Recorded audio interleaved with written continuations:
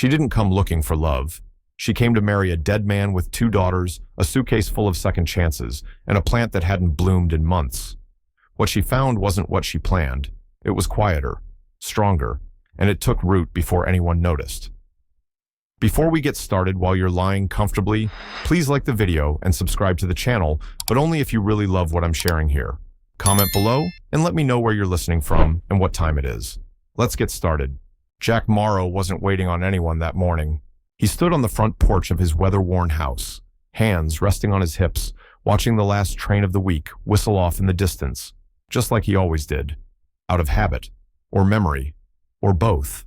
But for reasons he couldn't explain that morning, something told him to drive into town. The platform was nearly empty when he got there. Just one figure remained, a woman in a dress that used to be white, holding the hands of 2 little girls wearing matching straw hats. The girls were clutching worn canvas bags and standing still, too still for children that age. She didn't wave. She didn't move. She just stood there like she didn't know whether to step forward or disappear. Jack didn't have to ask. He knew that look, not just lost, but out of places to be lost in. He walked up slowly, boots scuffing the dry wood beneath him. "Waiting on someone?" he asked, voice low and without judgment. The woman hesitated, then reached into her pocket and handed him a letter. The paper trembled in her fingers. It wasn't addressed to Jack. It was addressed to Adam Morrow, his brother. The same brother who had died 3 weeks ago before this woman, Clara Whitmore, ever had a chance to meet him. She spoke finally. "I didn't know until I got here. They told me after the train pulled in." Her voice was quiet, honest, almost too tired to break. Jack glanced down at the 2 girls. One was chewing her sleeve, the other holding a tiny potted plant, dead, crumbling at the edges. And yet she held it with both arms like it was worth protecting. He looked back up at Clara. There were no right words for a moment like this. So he gave her what little he had. "My place is a few miles out. It ain't much roof leaks. Hens scream like ghosts, but it's got water, and right now, maybe that's enough." She blinked, not at the offer, but at the kindness in it. Not pity, not charity. Just a door that didn't close. And so, with a single nod, 3 strangers climbed into an old truck, and the dust behind them began to settle into something new. The road to Jack's house wasn't long, but it felt like it stretched across 2 lifetimes, his and hers. Clara sat in the passenger seat, the girls curled up quietly behind her. She placed the dead plant beside them, as if it still needed shade, as if it still had a chance. No one spoke, not because there was nothing to say, but because some silences are sacred. The house came into view slowly, its paint faded by wind, its porch a little uneven, its windows tired, but still holding on. Like Jack. "This land always this dry?" Clara asked softly, more to the sky than to him. "Drier lately," Jack said. "Some folks said it was cursed. Most just stopped talking about it." She nodded. "I used to grow things. Back in Pennsylvania, roses, lavender, tomatoes big enough to shame your hand." He glanced at her, then back to the road. "You grow things," he said, not a question, just a quiet recognition. "Used to," she replied. The truck rolled to a stop. Jack got out first and began unloading their few bags. The girls followed like shadows, their feet small and uncertain on the wooden steps. Clara lingered by the edge of the porch, looking down at the soil. Red, cracked, resistant. She knelt gently, scooped a handful of dust into her palm, let it fall through her fingers like something already lost. That night, after the girls were asleep and the wind had calmed, Jack saw her again outside, beneath a lantern light. She wasn't burying the plant. She was planting it, or what was left of it. One brittle leaf pressed into the hard soil beside the porch. A gesture so quiet it could have been missed. But he saw it, and somehow it stayed with him, because maybe she hadn't come with hope. Maybe she came to find out if hope was still allowed. And Jack, who hadn't believed in much for a long time, found himself hoping the way that little leaf might just take root. The kitchen smelled like yesterday's coffee, and something warm, Clara was quietly stirring on the stove. Jack entered, just as the girls were setting the table, one stacking slices of cornbread with careful precision, the other drawing invisible shapes in the dust with her fingertip. He didn't say much. He never really did in the mornings, but something about the way the house breathed just a little easier told him this wasn't nothing. Clara glanced at him, her voice soft. "I hope it's all right. I used what was here, Just wanted to keep their hands busy. Jack nodded and sat down. You cook quiet, he said. I talk too much in my head, she replied with a half smile. Fair. Then she turned, as if remembering something. There's something I should show you. She walked to her bag, pulled out a worn satchel, and placed it gently on the counter. From inside, she lifted a bundle of letters tied with rough twine, 7 in all slightly bent at the corners, names written in the same hurried hand. She handed him the top one. They're from Adam, she said quietly. I found them at the last post drop before leaving Philadelphia. I didn't open them until last night. Jack unfolded the letter with careful fingers. The handwriting was rushed. Imperfect, but familiar. These weren't love letters. They were names. Children's names, stories. Each letter held the name of a child Adam had met, helped, or promised to take in kids with no families or with ones that had failed them. Some were barely remembered by the systems meant to care. Others, like Nora and Lily, had been left behind by men Clara never spoke of. Adam wasn't just waiting for a bride, Clara said, her voice steady now. He was building a family, one letter at a time. Jack leaned forward, the truth settling into him like a second heartbeat. Weeks ago, he had torn down a strange, half-built room on the side of the cabin, thinking it was a failed storage shed. Now he knew. It had been meant for someone small, someone safe. I didn't come here looking for a life, Clara said. I came because I thought maybe I could finish what he started. Jack didn't speak. His throat was tight. Outside, the wind rustled the porch eaves, quiet but insistent. Like it too wanted to hear what he would say. Instead, he looked at Nora, who leaned into Clara's side like someone starved for certainty. And in that moment, he knew. She wasn't here because of Adam. She was here because something had already taken root in the girls and Clara, and maybe in him too. You can stay, he said softly. Not because of Adam, because I think you already have. It didn't start with a shovel. It started with a pause. The kind that settles between two people who've both lost enough to know not to hope out loud. But something unspoken had shifted in the air between Clara and Jack, like the porch itself was holding its breath. That morning, she stood outside with a tin of old seeds Jack found in the cellar. The packet labels were faded corners curled, some expired, some unlabeled, all forgotten. She held one in her hand, lavender, the kind she once grew with her late husband in a greenhouse that no longer existed. I haven't gardened since the fire, she said quietly, not looking at Jack. It took everything. I thought it took this part of me too. Jack didn't answer right away. He just handed her the rusted hoe from behind the barn. Then let's see what's still left.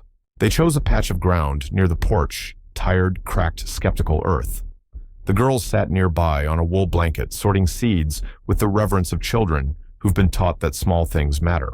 They didn't say much that day, just dug, measured, watered. They planted what they had, not roses or perfect rows, but what might grow if given the chance. You sure you want to do it here? Jack asked, glancing at the dry soil. Clara wiped a bead of sweat from her brow. If I'm starting again, I want to see it every morning. And so it began. Nora handed Jack a packet of green beans. They grow fast, she said. You can see them change. He nodded. And they're hard to kill. Clara chuckled from where she knelt, dirt streaked on her dress. That's the spirit. By sunset, they'd carved 4 uneven rows into the ground. The girls dropped seeds with careful hands. Clara covered them with a flick of her wrist muscle memory from a life she thought she'd lost. Jack stood quietly and watched. Not just the planting, but her. She moved like someone who had come through something hard and instead of breaking, had learned to bend. And now, she was asking the earth a question, softly, without demand. Will you let me belong? That night, after the dishes were done and the girls were asleep, Clara stood barefoot on the porch, watching the garden. Nothing had grown yet, but something was already beginning. Not in the ground. In her, it happened quietly. No glass shattered, no voices raised, just the kind of silence that follows something done with intention. Clara had taken the girls into town, flower thread, a ribbon or two they didn't need but wanted to touch. When they returned, she saw it first. The front row of the garden trampled. Boot prints pressed hard into the soil, careless and cruel. Green bean vines snapped, seedlings gone. Even the small mystery sprout Nora had been checking each morning, torn out by the root. The girls didn't speak. They just stood, frozen hands clenched around the hem of Clara's skirt, as if waiting for her to fall apart. But she didn't. She only whispered, "Someone knew we cared, and they wanted to break what wasn't theirs to begin with." Jack came out onto the porch, eyes hard shotgun resting in the crook of his arm like a question he didn't want to ask. "Don't," Clara said softly, not pleading, resolute. "You're not angry?" he asked, his voice sharp with disbelief. She looked at the crushed row for a long time. "I'm tired," she admitted. "But no, I'm not angry." Jack stood in the doorway, searching her face for something, grief maybe, fury, but all he found was focus. She knelt beside the broken stems, brushing away the loose dirt like one might brush hair from a child's face. Nora tugged at her sleeve. "Can we fix it?" Clara didn't lie. "Not today," she said. "But yes, we will." That night, after the girls had gone to bed and the kitchen lights dimmed, Jack found Clara at the table. The seed box open again, her hands moving through what was left, sorting gently, not out of habit, but hope. "You should be mad," he said. "I could be," she replied, eyes still on the seeds. "But I don't believe in planting hate, Jack. It never grows what you think it will." He leaned against the doorframe, arms folded. "You believe in second chances." She smiled faintly. "I believe in dirt. It doesn't care what you did yesterday. It just asks what you'll plant today." Outside, the wind moved through the broken garden like a hush across a scar. And in the quiet that followed, something else grew. Respect. Some things grow back slower than we'd like, but they do grow back. By the end of that week, the girls were gently replanting what they could, using their small hands to press soil around each stem like a promise. Clara watched without instructing, only whispering now and then, softer, kinder. They've been hurt once. But just as the garden began to recover, the letter arrived. No return address, no smile from the mailman, just a crisp envelope slipped beneath the front door, still cool from morning air. Clara found it while pouring water into the kettle. She didn't open it right away, didn't need to. Some letters carry a weight you can feel through the paper. Jack stepped in a few minutes later, hair still damp from the well shirt, unbuttoned at the collar, like he'd dressed faster than usual. He saw her holding it, didn't ask what it was. Just said, "Want me to read it?" She shook her head. Not yet. Instead, she placed the envelope beside the seed box and quietly went about preparing breakfast. The girls came in moments later, bringing with them the scent of dirt and wild mint, their hands full of mismatched flowers they'd picked behind the shed. They didn't notice the envelope. Not yet. Later that evening, after dishes and quiet, after the girls had fallen asleep mid-giggle, Clara sat at the kitchen table alone. The letter still there, waiting, unchanged, but not uncharged. She opened it slowly, her breath steady but shallow. Inside, a notice her visa was under review. Due to procedural inconsistencies with her marriage petition, Adam's death before formal approval, and lack of alternate sponsorship, her status in the country was in question. There would be a hearing in 2 weeks. No guarantee, no protection, no certainty. Just a thin deadline between what she'd built and what she might lose. Jack found her still sitting there, staring not at the letter but through it. She didn't cry. When he asked, "What do we do now?" she said only, "We don't give up on what we planted." And then something beautiful happened. The next morning, Nora and Lily came to the table with a folded sheet of paper creased and wrinkled from being carried in too many small hands. Drawn in crayon was a flower big and lopsided, its petals labeled Hope, Mama Jack, and Dirt. In the center, shakily written, Clara's Garden. "We're giving this to the judge," Nora said, matter of fact. "So they know it's true." Clara didn't say a word. She simply placed her hand over the drawing like someone shielding a flame. And in that moment, Jack saw something he hadn't seen before. Not strength, not resilience, but roots. Miracles don't always arrive with fanfare. Sometimes they grow quietly, in soil no one believed in anymore. It was early, the sky still folded in mist, the house wrapped in that kind of soft silence only dawn understands. Clara stepped out onto the porch barefoot, holding a chipped mug of weak coffee. She wasn't looking for anything, just standing, breathing, gathering herself. And then she saw it. Just beside the porch step, where months ago she had gently pressed the last brittle piece of a dead cactus into the dirt, something had broken through. A flower. Pale blue, frilled edges. Delicate, like it had been painted by breath alone. It swayed slightly in the morning breeze, as if aware it shouldn't exist here. Clara crouched, her coffee forgotten on the rail behind her. Her hand hovered just above the bloom, not daring to touch. "It's a columbine," she whispered. "Blue columbine." Jack, roused by the sound of her voice, gentle but urgent, stepped out behind her boots, unlaced shirt, half tucked. "You all right?" he asked, rubbing sleep from his eyes. She didn't look up, just pointed. There. That. He squinted. It's a flower. It's not supposed to grow here, she said. My mother tried, back east, said it was too delicate for heat, said the desert would curse it. Jack knelt beside her. You plant it. She shook her head slowly. I haven't seen one since I was 17. There's no way. Her voice trailed off, caught somewhere between wonder and disbelief. He looked at the bloom again, then at her, and neither of them said what they were both thinking. It had grown from what was already dead. Not just a cactus, but something deeper. That afternoon, the girls placed flat stones around the base of the flower like a shrine. Rosie, the neighbor's daughter, stuck a popsicle stick beside it with the word lucky written in smudged blue ink. Even the wind felt softer that day, less like a warning, more like a hush before something sacred. People started to stop by. Miss Hattie Green brought a bag of expired sunflower seeds and a mason jar of honey, muttering that she wasn't one for sentiment, but the bloom had a point. Pastor Simon left a small Bible with pressed wildflowers inside. Sheriff Caleb rode past slowly on horseback, tipped his hat, and said nothing, but he stayed longer than necessary. Something was changing, not just in the garden, but in the town. In the quiet corners where doubt had grown for too long, something else began to take root. And still that single bloom stood there unbothered by attention, unaware of its own significance. It simply existed. Proof that you don't have to be planted in the right place to grow. You just need someone to believe you could. In a town like Willow Creek, word travels quiet but fast, especially when it's about something that shouldn't have happened, but did. By the end of the week, almost everyone had heard. Not about Clara's immigration hearing, not even about the broken garden beds that had been tenderly rebuilt. They were talking about the flower. The blue one they whispered at the diner, the one that came from nothing, the one that shouldn't be here, and stayed anyway. Clara never meant for it to become a symbol. She just watered it gently, once in the morning, once at dusk. She didn't expect visitors, but they came anyway. Miss Hattie Green returned this time with a stack of faded envelopes and a tin of peach preserves. She stood at the edge of the porch, eyes narrowed like she was trying not to soften too quickly. Don't go thinking we're all cold, she muttered, handing Clara the jar. We're just cautious about surprises, that's all. Jack leaned on the porch rail watching. She's not a surprise, he said.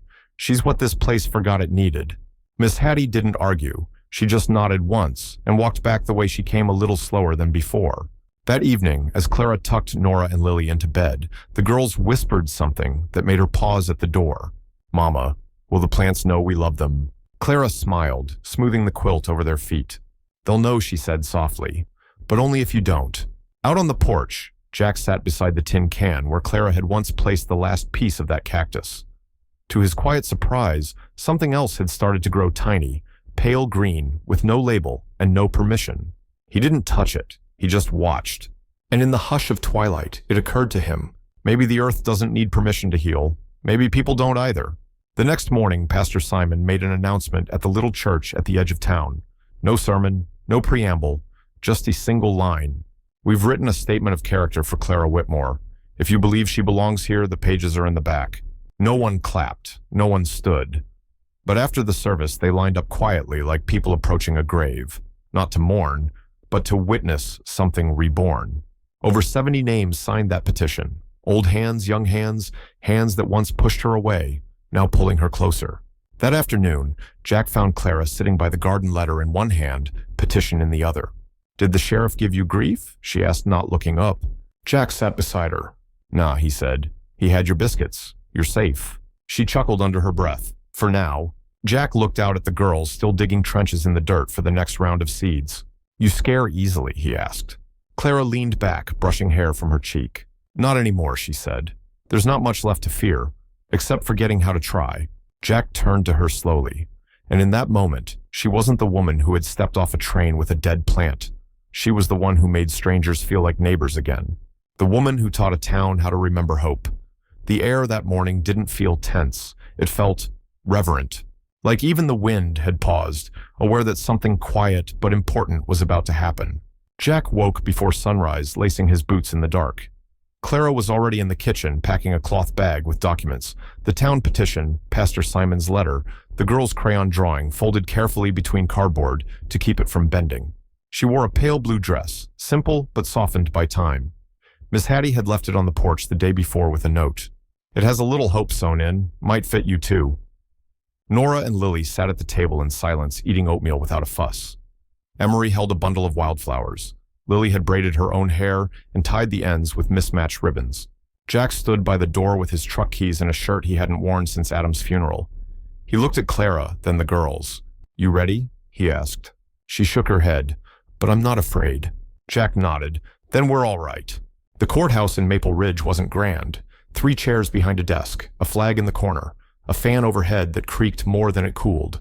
Clara sat with her back straight, hands folded. Jack behind her. One girl on either side, their feet swinging above the floor. The judge, gray-haired, deliberate, took his time flipping through the file. 5 minutes passed before he looked up. "Mrs. Whitmore," he began, voice calm. "Your immigration file is tied to a marriage that did not occur. You have no documented relatives in this country. You've yet to apply for formal status. So, I ask, why should this court allow you to remain?" Clara didn't rush. She rose, slowly walked forward, and placed the petition and the drawing before him. Her voice didn't tremble. "I understand the facts, Your Honor. I know what the law says. But if I may, I'd like to show you what the law doesn't cover." She held up the drawing. Crayon strokes childish spelling a flower with petals labeled "Hope, Mama, Jack, Dirt." "My daughters made this before they knew what immigration meant, before they understood what a courtroom was. They just knew what home felt like." The judge adjusted his glasses, studying the paper, then asked quietly, "Do you consider Willow Creek your home?" Clara didn't hesitate. "No, Your Honor. I consider it my miracle." There was no applause, no rising soundtrack, just a silence so full it felt like an answer. After a pause, the judge spoke. "This court will take a few days to issue a formal ruling. In the meantime, Mrs. Whitmore, you are granted temporary residency under community protection status. You are free to return home." Home. Not a place, not a paper. Just a word that had finally found its way back to her. As they walked out into the sunlight, Lily looked up at Clara. "Did we win?" Clara smiled, took her daughter's hands, and answered softly, "No, sweetheart. We belonged." That was enough. They didn't throw a celebration. No confetti, no big announcement.